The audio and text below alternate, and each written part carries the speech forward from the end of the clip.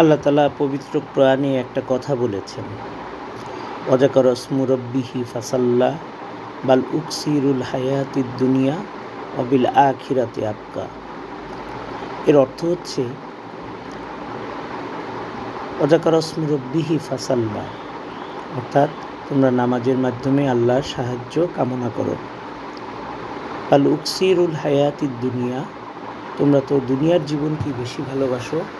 অবিল আখিরাতে আবকা, কিন্তু আখিরাতের জীবনই হচ্ছে সর্বশ্রেষ্ঠ। মহান রব্বুল আলামিন বারবার আমাদেরকে একটা কথাই স্মরণ করিয়ে দেন যে দুনিয়ার জীবনের থেকে দুনিয়ার জীবনটাকে ভালোবাসা যাবে না। যে দুনিয়ার জীবনকে বেশি ভালোবাসবে সে আখিরাত হারাবে।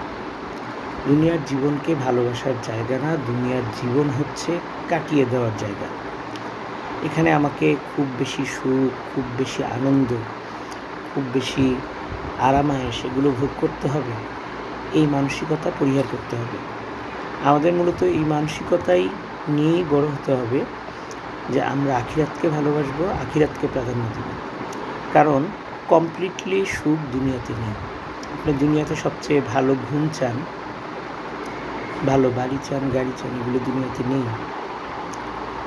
এগুলো তো দুনিয়াতে যেটা আছে সেটাকে পরিপূর্ণ সুখ আপনাকে দিবে না, কিন্তু আখিরাতই সেটা দিবে।